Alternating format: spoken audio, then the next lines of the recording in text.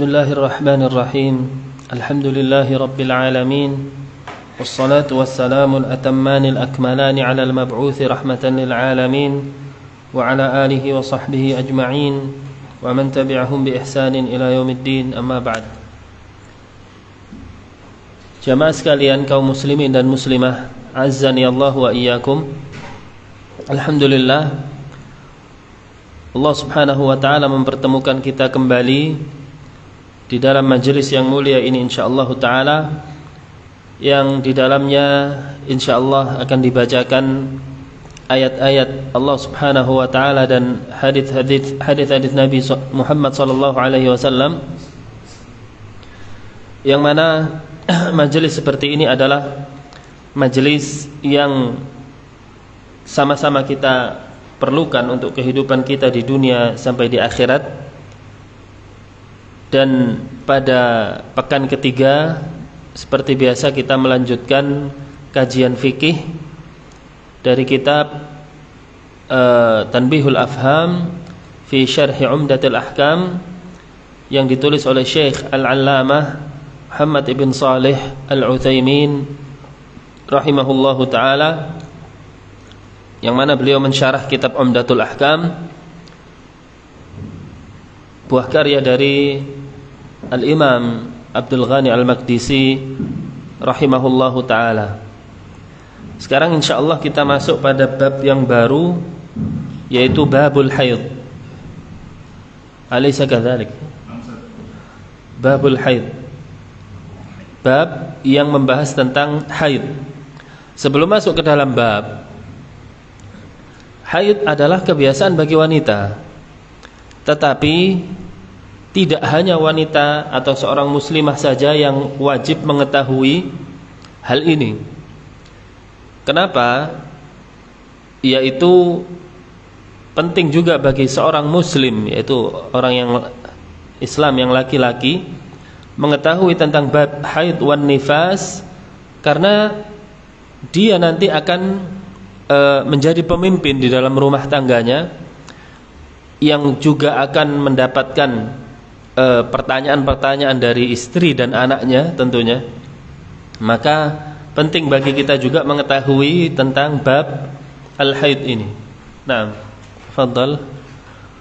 Bismillahirrahmanirrahim. Alhamdulillahi rabbil alamin. Wassallallahu wasallam ala nabiyyina Muhammadin wa ala alihi wa ashabihi ajma'in. Allahumma ighfir lana wa liwalidina wa li ustadina wa li jami'il muslimin. Amin. Qala al-mu'allif rahimahullah ta'ala, babul haid. Al-haidu fil lughati as-sailan. Ya, jadi haid, pertama kita mengetahui haid secara bahasa. Haid secara bahasa artinya adalah as-sailan. As-sailan itu maksudnya adalah aliran, hal yang mengalir. Nah, wa fi syar'i sailanun damin tabi'iyyun ya'tadul untha fi awqatin ma'lumatin 'inda bulughiha wa qabiliyyatiha lil haml. Ya, di dalam syariat makna haid adalah sailanun damin tabi'i, yaitu aliran darah yang natural, ya. Ya'tadul untha, yang mengalaminya, kebiasaannya adalah bagi wanita. Artinya darah ini adalah yang sudah ditakdirkan oleh Allah subhanahu wa ta'ala yang akan dialami oleh para wanita. Ya, aliran darah ada yang bisa diperbuat oleh manusia sendiri, seperti seseorang melukai kulit dari orang lain atau kulitnya sendiri, maka akan mengalir darah juga. Tapi ini tidak termasuk di dalam makna tabi'i di sini, ya. Maksudnya adalah tabi'i, yaitu kebiasaan atau hal yang asli, entah disengaja maupun tidak disengaja dia akan terjadi. Ya, disengaja atau tidak disengaja dia akan terjadi, keluar dengan sendirinya. Ini maksud dari darah yang natural yang merupakan kebiasaan wanita. Maka di sini keluar dari makna ini adalah laki-laki. Baik.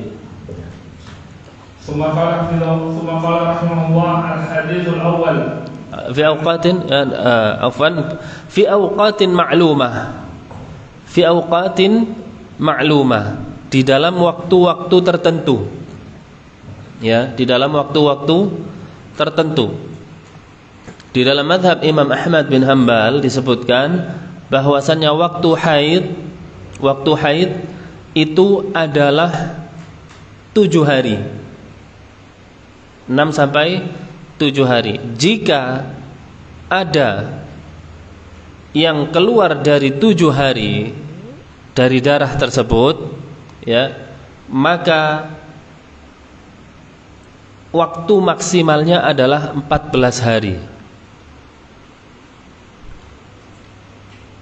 Jika di atas 14 hari tetap keluar, maka tidak terhitung sebagai haid.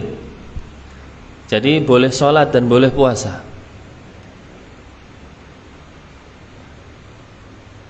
Kemudian dari makna itu tadi bisa diambil kesimpulan bahwasannya waktu sucinya wanita di dalam 1 bulan itu lebih dominan. Waktu suci nyawa wanita itu lebih dominan di dalam 1 bulan. Contoh sampai 14 hari, dan itu hal yang jarang terjadi. Contoh sampai 14 hari, berarti sisa berapa waktu sucinya? 15 atau 16? 15 atau 16. Dan itu jarang sekali terjadi. Yang biasa terjadi adalah yang paling sering 6 atau 7 hari, ya.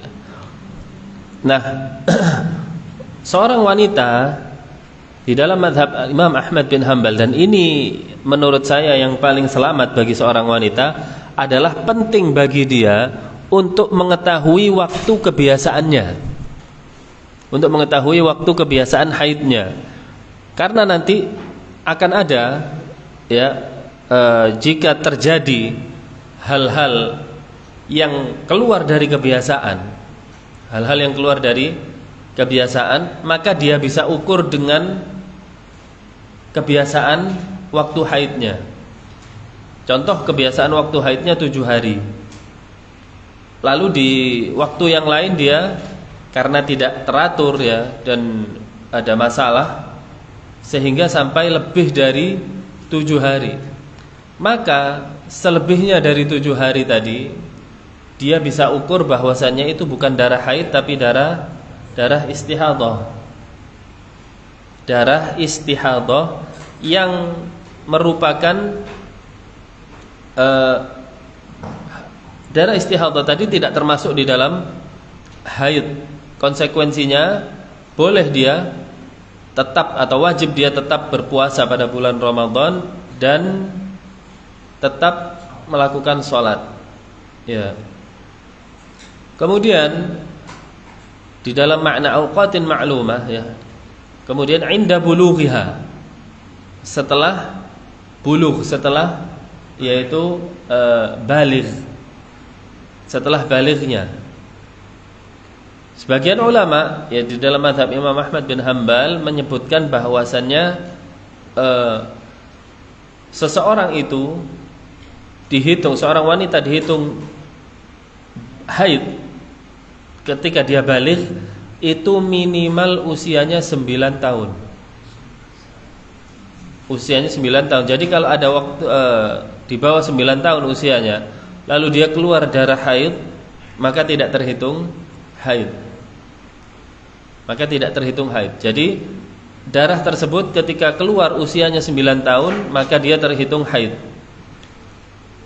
Dan yang paling tua menurut mazhab Imam Ahmad bin Hanbal adalah usia 50 tahun. Ya, usianya berapa? 50 tahun. Ketika lebih dari 50 tahun masih keluar darah haidnya, maka tidak terhitung haid.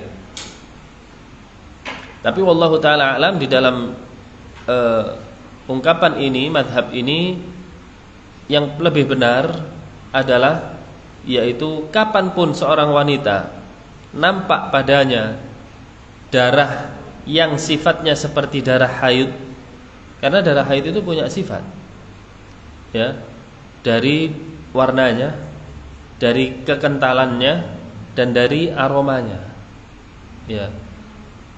Kapanpun darah itu keluar dengan sifat yang khusus, maka dia terhitung haid. Maka dia terhitung haid, ya. Kecuali ketika diukur dari kebiasaannya. Kecuali ketika diukur dari kebiasaannya. Kalau dia biasa haidnya 7 hari, kemudian keluar darah setelahnya walaupun sifatnya seperti itu, maka tidak terhitung haid.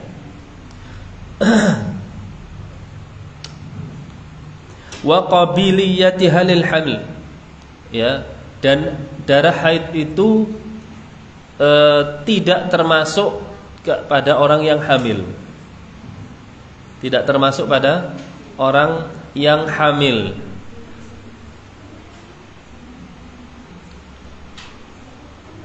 Jadi sebagian ulama ada yang menyebutkan bahwasanya orang hamil juga bisa haid, tapi pendapat ini lemah. Yang benar adalah orang yang hamil tidak bisa haid. Seperti sabda Nabi SAW, janganlah engkau menikahi wanita di saat dia hamil sampai dia melahirkan, dan janganlah engkau menggauli wanita di saat hamil sampai dia haid. Ini menunjukkan bahwasannya hamil itu tidak mungkin haid. Kalau Ustaz, ada yang keluar darah ketika hamil, tetap itu tidak dihitung sebagai darah haid. Karena sesuai dengan ilmu kedokteran, ya, darah haid ketika orang hamil itu dia cenderung yaitu berada di balik rahim. Karena memang makanan bagi janin itu dari darah haid. Makanan janin adalah darah haid yang masuk lewat plasenta. Ya. Maka inilah, ya, kalau kita lihat dari sisi yang lain, bahwasanya kita diciptakan dari air yang hina, makanan kita juga hina dari awalnya. Ya, dari air mani kita diciptakan, kemudian kita di janin ibu kita, yaitu makanan kita adalah darah haid. Sudah lahir ke dunia sudah mulai sombong. Nah, ini adalah hal yang harus diingatkan jamaah sekalian. Kemudian darah tadi akan keluar ketika sang ibu melahirkan anaknya, dan itu terhitung nifas. Namanya apa? Nifas. Darah yang keluar seperti darah haid ketika melahirkan adalah nifas. Setelahnya baru darah haid tadi berjalan seperti sebelum hamil. Maka intinya orang yang hamil tidak terhitung sebagai haid. Wallahu a'lam. Baik, hasil. ثم قال رحمه الله الحديث الأول عن عائشة رضي الله عنها أن فاطمة بنت أبي حبيش سألت النبي صلى الله عليه وسلم فقالت إني أستحاض فلا أطهر أفأدع الصلاة؟ فقال لا إن ذلك إرق ولكن دع الصلاة قدر الأيام التي كنت تحيضين فيها ثم اغتسلي وصلي.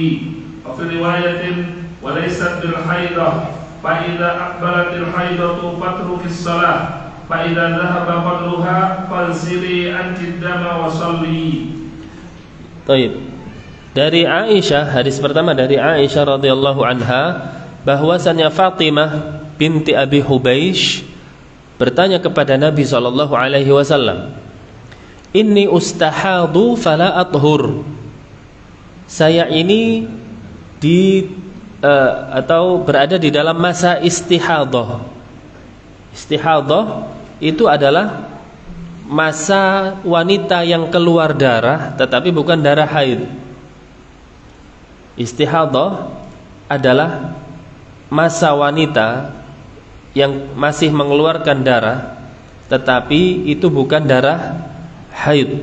Fala athur, dan saya tidak suci. afa ada'us shalah, apakah boleh saya meninggalkan salat wahai Nabi? Faqala, maka Nabi SAW mengatakan, la, tidak. Inna dzalika irqun, sesungguhnya itu hanyalah irqun, ya, darah istihadhah itu adalah darah yang keluar dari pembuluh darah, bukan termasuk darah haid. Walakin da'is salata qadral ayyam allati kunti tahidina fiha, akan tetapi silahkan tinggalkan salat pada masa-masa yang engkau terbiasa haid di dalamnya. Jadi penting bagi wanita untuk mengetahui masa haidnya. Ya.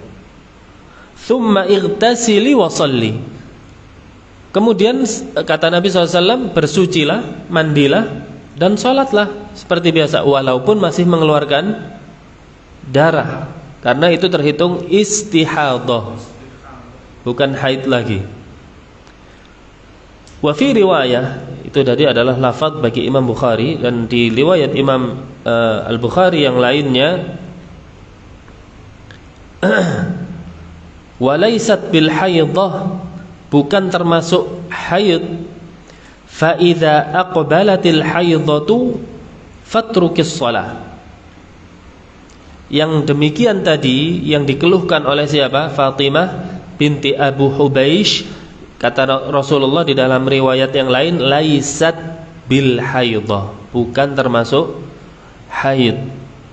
Kenapa? Karena sudah keluar dari waktu kebiasaan haidnya. Fa idza aqbalatil haidhah, jika engkau menemui haid pada masa kebiasaannya, fatrukis shalah, silahkan meninggalkan salat. Fa idza dhahaba qadruha, maka jika telah berlalu waktunya, ya, kebiasaannya, faghsili anki ad-dama wa shalli, bersihkanlah darahnya, ya, mandilah maksudnya, wa shalli, dan salatlah.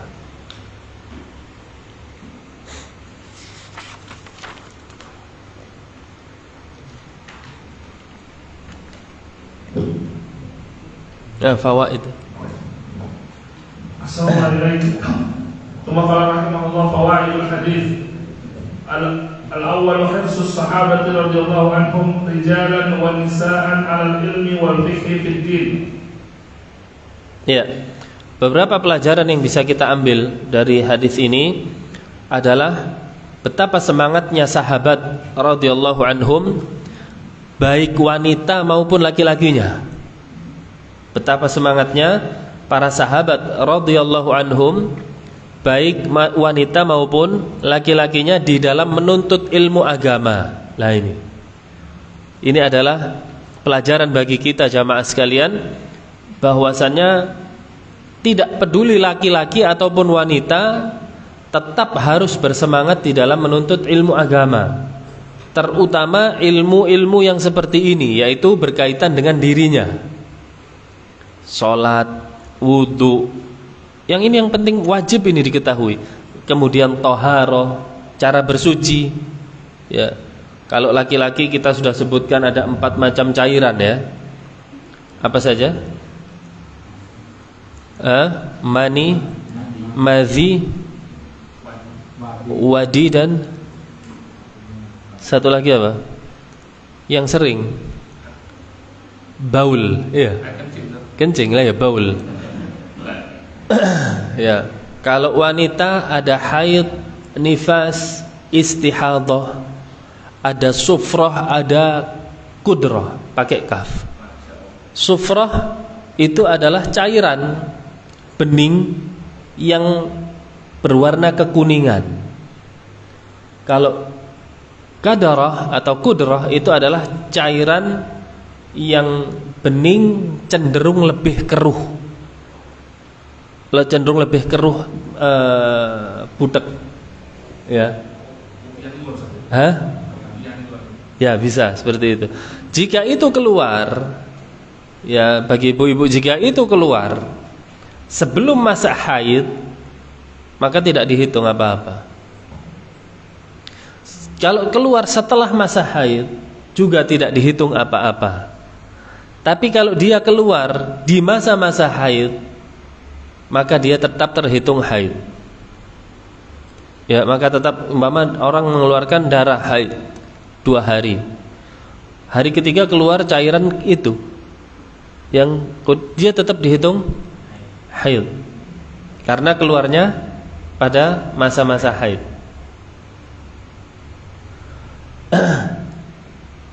Ya, ini penting ya. Ilmu-ilmu yang seperti ini wajib bagi kita untuk mengetahuinya. Ya, kalau kita nggak tahu, juga tidak tahu kita berada di dalam kondisi tidak suci. Akhirnya kemudian kita beribadah di dalam kondisi tidak suci adalah sebuah kehinaan terhadap agama ini dan Allah Subhanahu wa taala. Kemudian yang kedua, ini adalah bantahan bagi kelompok-kelompok yang mengatakan bahwasannya tidak perlu lagi kita belajar fikih. Ya. Yang paling penting sekarang itu bagaimana supaya umat Islam yang dicabik-cabik ini bisa bangkit. Bagaimana penguasa yang zalim ini bisa disingkirkan. Ya. Sehingga mereka mengatakan di dalam ilmu mereka, fikih mereka adalah fiqhul waqi'. Fikih apa? Waqi'. Waqi' itu adalah kenyataan yang terjadi.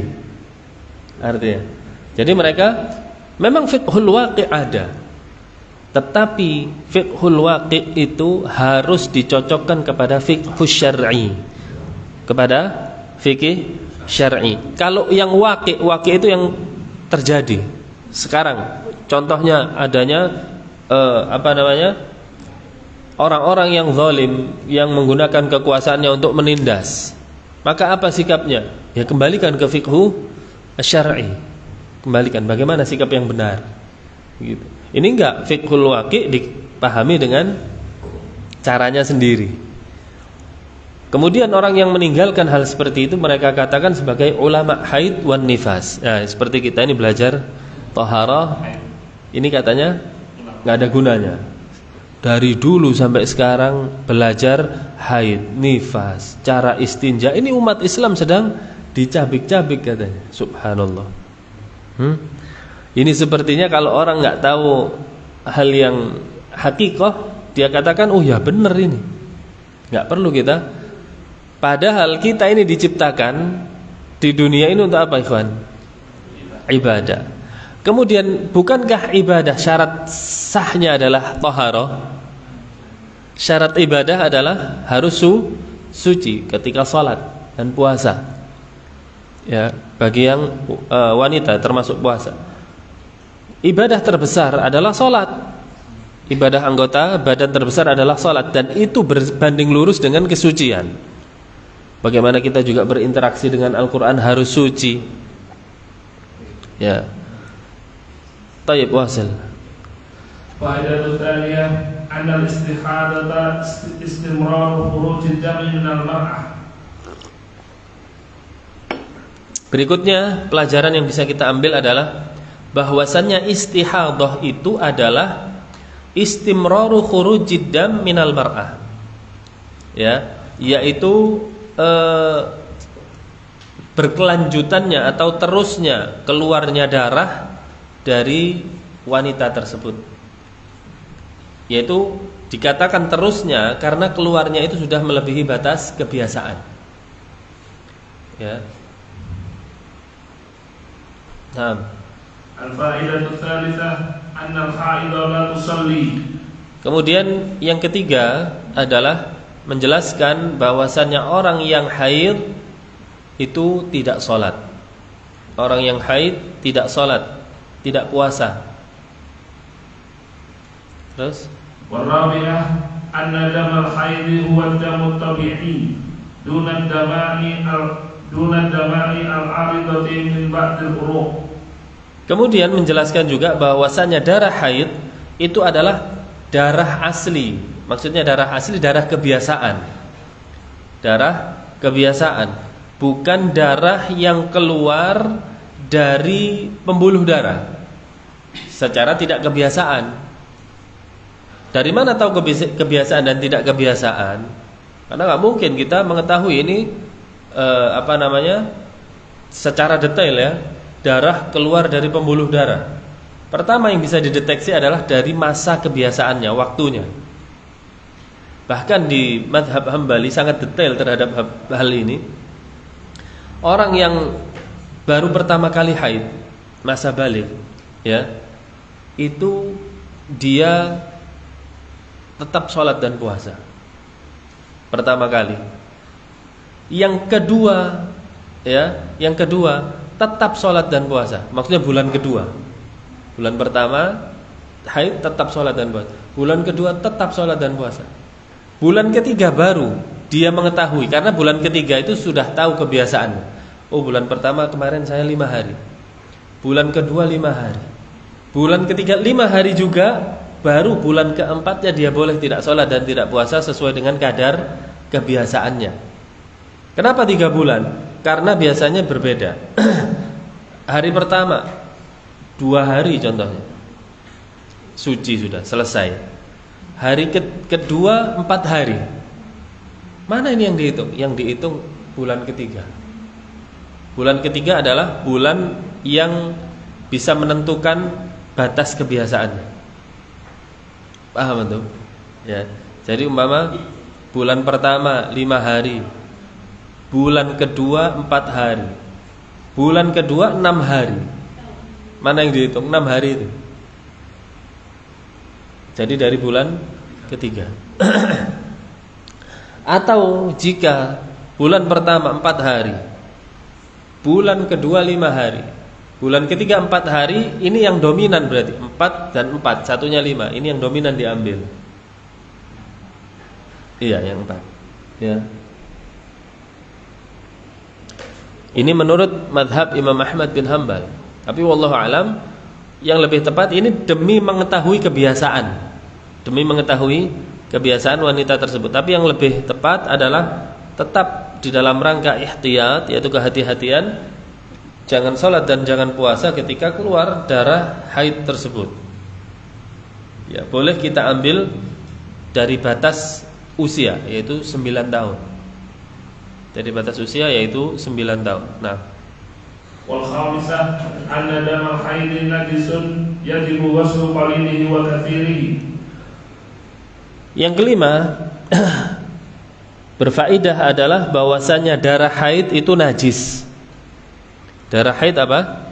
Najis secara zatnya, wajib dicuci.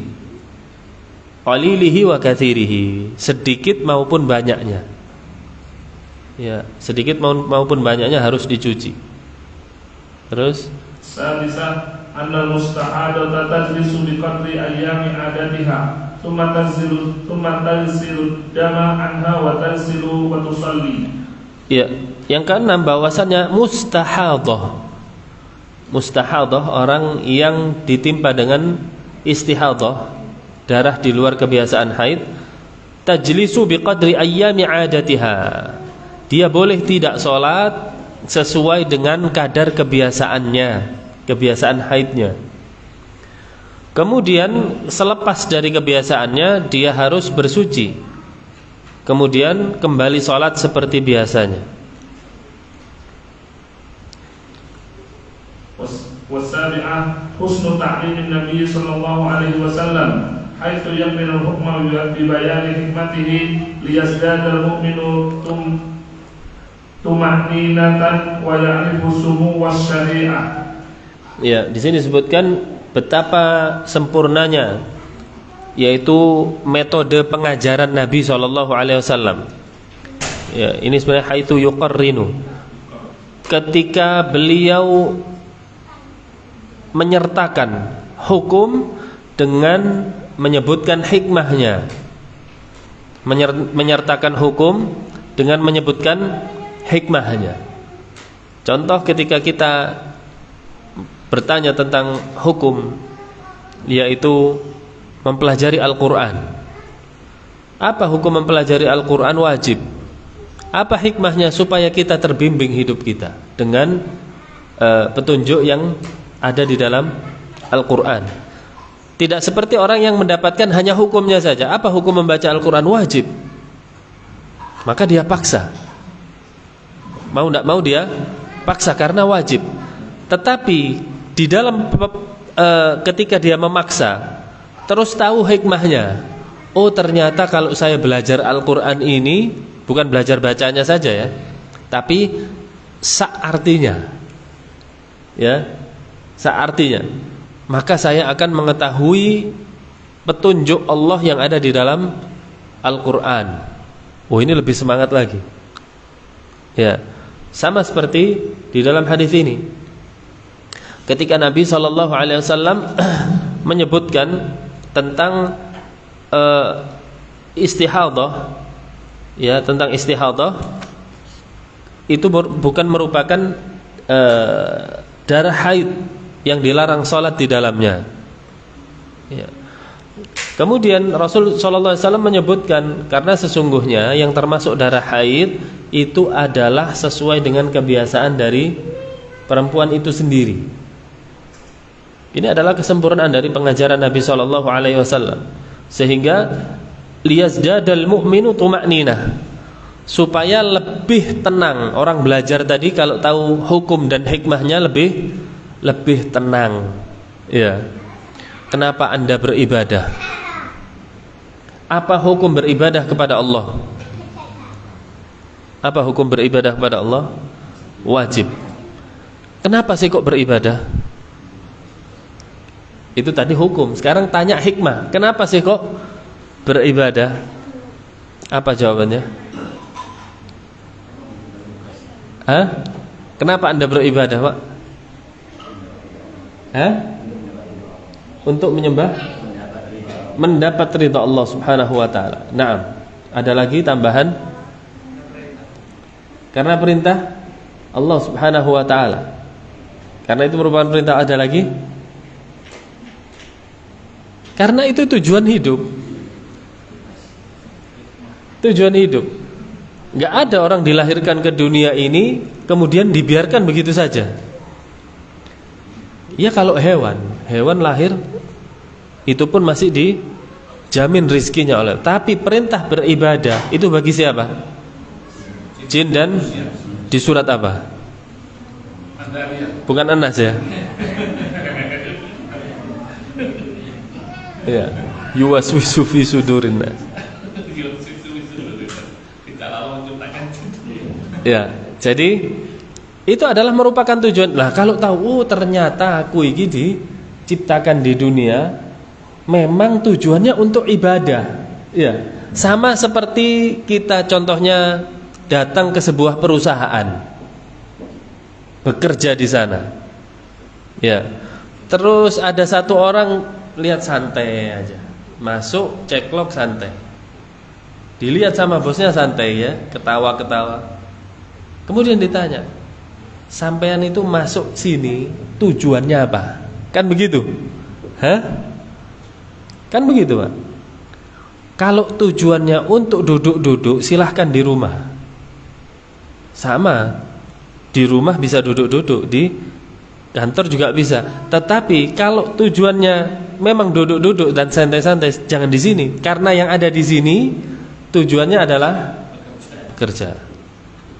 Sama, kita di dunia ini nanti akan ditanya oleh Allah Subhanahu wa taala. Ya, jangankan nanti di kuburan sudah ditanya. Ya. Akan hal-hal yang berkaitan dengan ibadah tadi. Siapa Rabbmu yang nanti engkau di sana, yang nanti kepadanya engkau tujukan ibadah? Siapa nabimu yang dengan caranya engkau beribadah? Apa agamamu yang di sana mengatur tentang hal-hal yang berkaitan dengan ibadah? Itu semua. Enggak ditanya di dalam kubur nanti harta yang kamu tinggalkan terakhir berapa?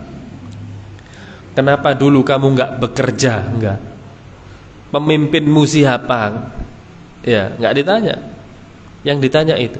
Jadi tujuan kita hidup, menghirup oksigen, makan, minum, kenyang, lapar lagi, ngantuk, tidur, semuanya itu hanya wasilah atau perantara. Untuk apa tujuannya? Untuk ibadah. Ngantuk, dikasih ngantuk sama Allah Subhanahu wa taala, nikmat. Ditidurkan sampai ngantuknya hilang, tujuannya untuk ibadah. Bukan main HP ya. Kemudian nanti lapar sama Allah, dikasih lapar, nikmat enggak?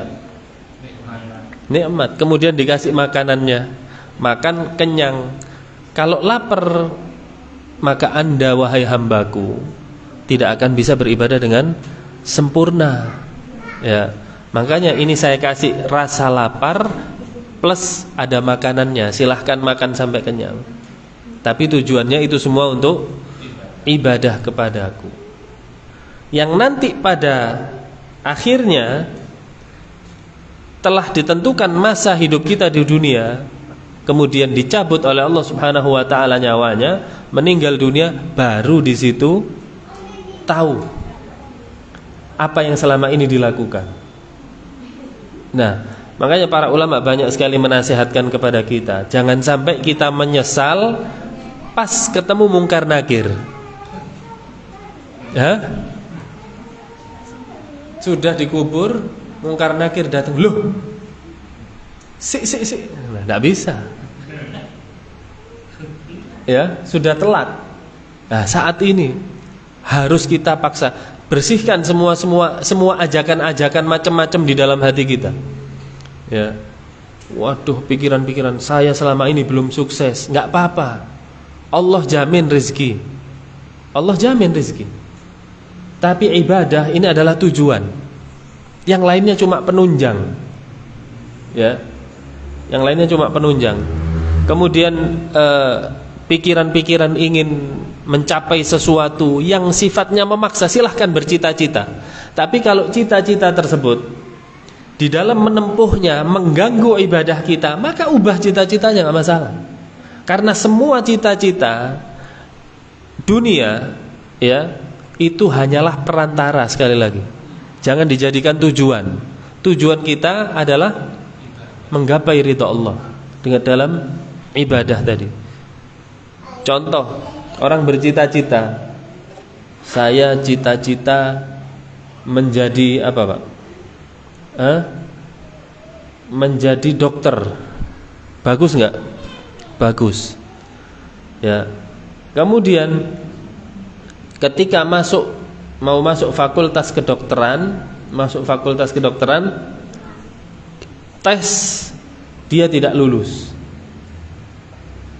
Syarat lulus harus bayar sejumlah uang alias sogok. Bolehkah menyogok ini di dalam agama? Nah, larangan menyogok kalau dilakukan ibadah bukan? Larangan menyogok kalau kita lakukannya menjauhi sogokan tadi. Ibadah. Tapi tidak masuk fakultas kedokteran. Atau kita pilih masuk fakultas kedokteran dengan menyogok, tetapi itu kita sedang pilih mana? Pilihlah tujuan, jangan pilih perantara. Tujuannya apa? Ibadah. Cita-cita dunia yang lainnya adalah perantara. Ya. Maka antum sudah dinilai untuk berbuat baik oleh Allah Subhanahu wa taala di sana. Ya. Dan yang kita tidak senang di situ belum tentu itu buruk bagi kita. Sebaliknya, yang kita senang belum tentu baik bagi kita. Ya. Kalau memang sudah tidak ditakdirkan masuk fakultas kedokteran, langsung husnudzon kepada Allah Subhanahu wa taala. Berarti di sini jalan yang kurang baik untuk saya. Saya cari jalan yang lain. Begitu Jawa, ya. Kalau orang sekarang enggak. Karpe segala macam cara halal. Ya. Padahal ini telah mengubah hal yang perantara dijadikan tujuan sama dia. Ini bakal Dia sama saja mengubah tatanan. Hal yang mengubah tatanan itu nanti di kemudian hari akan rusak, ya, tidak sempurna. Taib. Wasil. ثم قال رحمه الله الحديث الثاني عن عائشة رضي الله عنها أن أم حبيبة استحيضت 7 سنين فسألت النبي صلى الله عليه وسلم فأمرها أن تغتسل قالت فكانت تغتسل لكل صلاة. Taib, dari Aisyah radhiyallahu anha bahwasanya Ummu Habibah itu istihadah sampai 7 tahun. Kemudian dia bertanya kepada Nabi SAW. Kemudian Nabi SAW memerintahkannya untuk mandi. Kemudian beliau berkata, fakanat taghtasilu likulli shalah. Akhirnya Ummu Habibah tadi mandi setiap kali sholat 1 kali mandi. Ya, setiap kali sholat 1 kali mandi. Taib.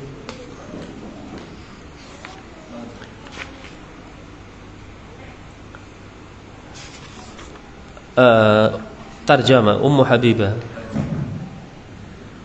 Tarjamatu man warada dzikru fil hadits Ummu Habibah wa yuqalu Ummu Habibin ustuhirat bi kunyatiha wa qil inna ismaha Habibatu wa hiya bintu Jahshin ukhtu Zainab ummul mukminin radhiyallahu anhuma kana tahta Abdurrahman bin Auf.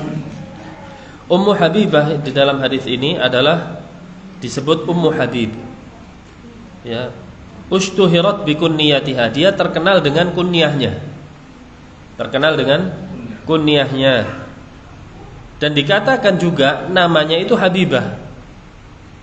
Namanya sendiri adalah Habibah, tapi memang dikenal dengan yaitu Ummu Habibah. Dia adalah Habibah bintu Jahash, saudarinya Zainab bintu Jahash. Siapa Zainab bintu Jahash? Ummul Mukminin, istri Nabi SAW. Ya, dan Ummu Habibah adalah istri dari Abdurrahman bin Auf. Ya, Ummu Habibah adalah istri dari Abdurrahman ibn Auf. Habibah bintu Jahash. Baik.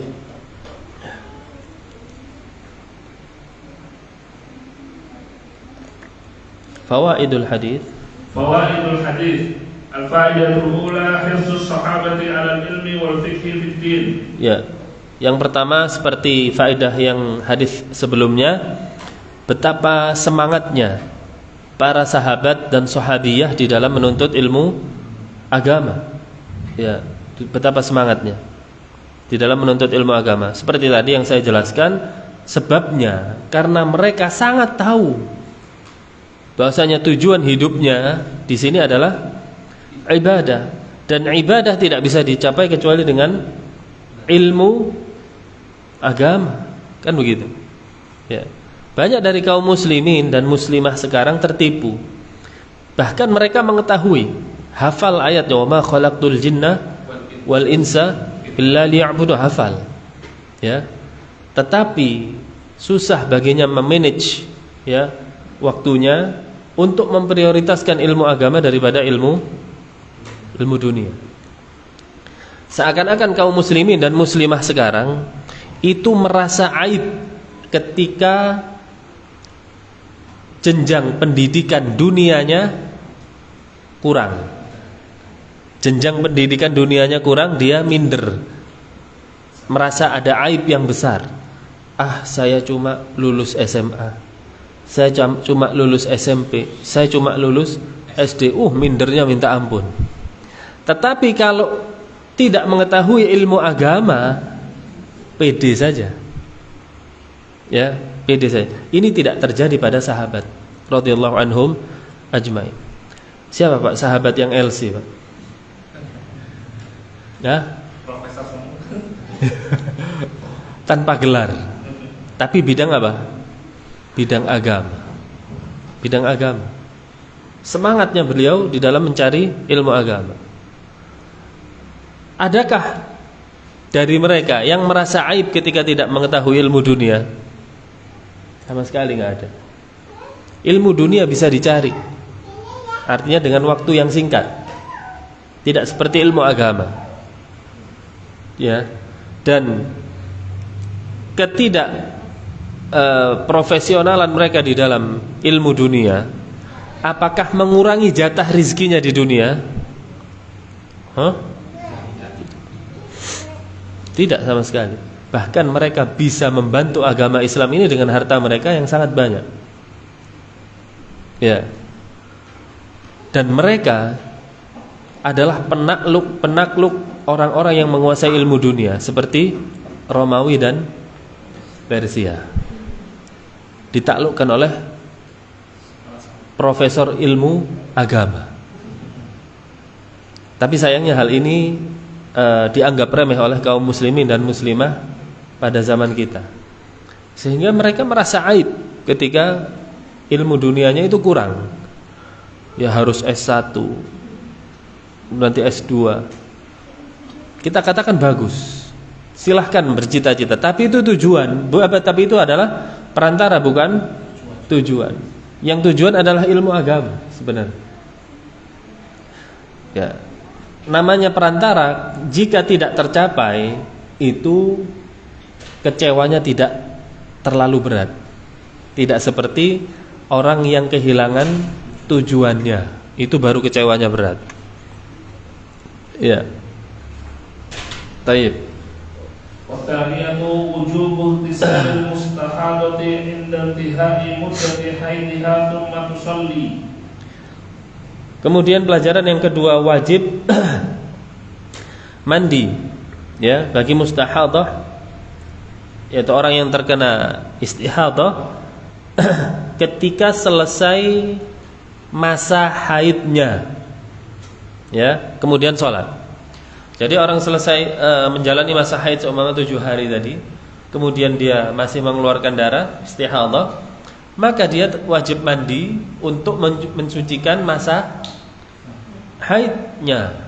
Kan belum mandi, ya, menyucikan masa haidnya, kemudian sholat seperti biasa.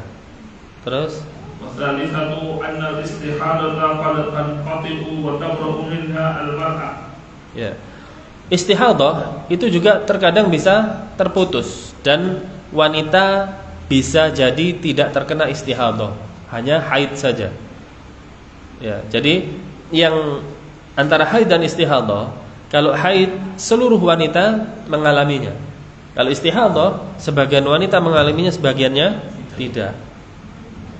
Tapi mungkin cukup di sini pembahasan kita. Tafadhol jika ada yang mau ditanyakan sebelum ditutup. Ya, Pak.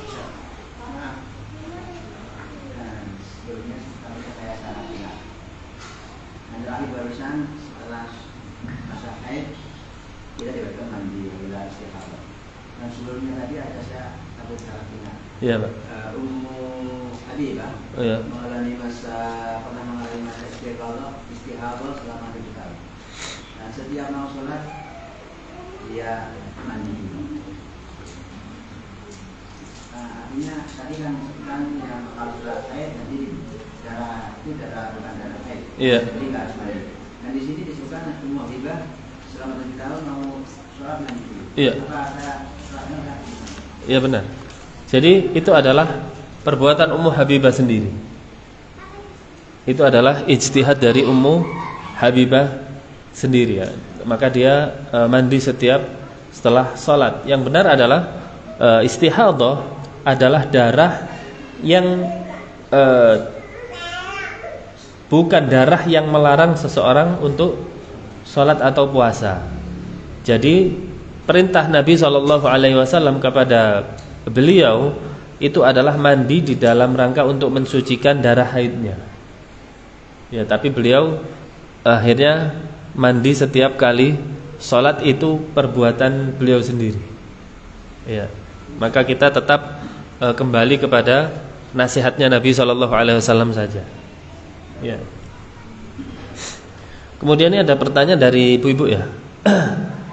Bagaimana jika ada perempuan yang haid di hari pertama keluar darah, kemudian di hari kedua darah haidnya terhenti, kemudian di hari keempat keluar darah lagi, apakah di hari kedua dan ketiga diwajibkan sholat? Ya, ini seperti yang saya jelaskan tadi ya ibu-ibu, bahwasanya kembali kepada kebiasaan.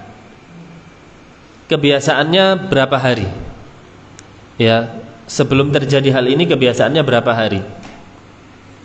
Maka dari sinilah saya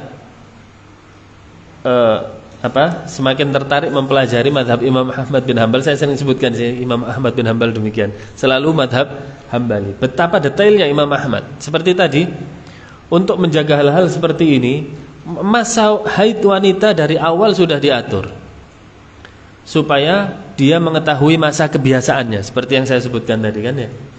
Kalau sudah tahu masa kebiasaannya, kunci sudahlah itu. Buat hukum. Ya, itu dibuat hukum. Kemudian ada kondisi lagi. Ketika seseorang wanita mengetahui kebiasaannya maka selesai. Jika tidak mengetahui kebiasaannya, maka bisa dilihat dari sifat darah yang keluar. Jelas ya? Kalau belum tahu nih masa kebiasaannya, maka dilihat dari sifat darah yang keluar. Jelas?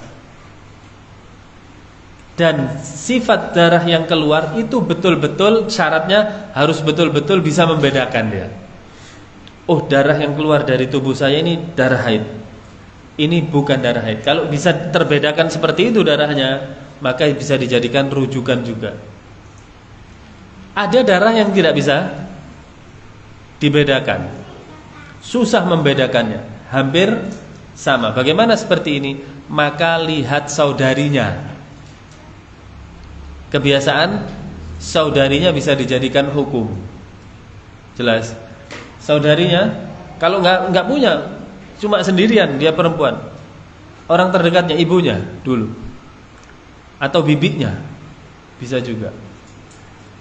Ya, itu untuk alternatif ketiga. Pertama apa tadi? Kebiasaan. Ini yang utama. Kalau nggak tahu sifat dari darahnya, kalau tidak tahu juga maka kebiasaan orang terdekatnya. Kasus yang ditanyakan oleh ibu ini, ya apakah di hari kedua dan ketiga diwajibkan sholat? Jawabannya tidak, ketika itu masih termasuk kebiasaan haidnya. Jelas ya?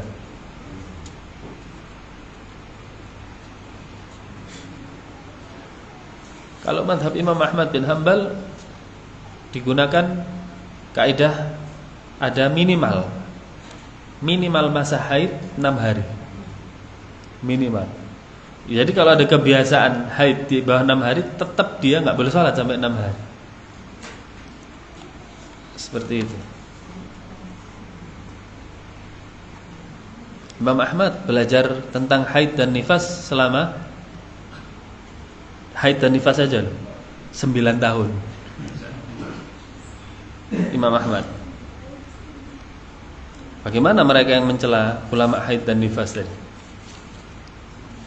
Imam Ahmad sendiri belajar bab toharoh haid dan nifas 9 tahun. Nah, sangat detail dia. Itu Ibnu Saimin punya kitab darah wanita juga seperti. Apa? Ibnu Saimin punya kitab darah wanita. Iya punya, ya. Khusus itu. Betul. Ulama haid dan nifas. Ya. Tadi kita jelaskan di hadis yang pertama tadi darahnya haid itu najis. Bagaimana dengan darah? Pak istihad itu, saya pernah ada pengalaman dulu pas waktu di kesehatan itu ada ibu-ibu itu selama 2 tahun itu tidak tahu keluar dari darah dari istihad itu najis atau tidak? Iya, darah istihadah tidak najis. Oleh karenanya dia diizinkan untuk sholat. Karena syarat sah sholat adalah terbebasnya tubuh dan pakaian serta tempat dari najis. Kalau Rasul mengizinkan orang yang istihadah untuk sholat, berarti dia tidak najis. Baik.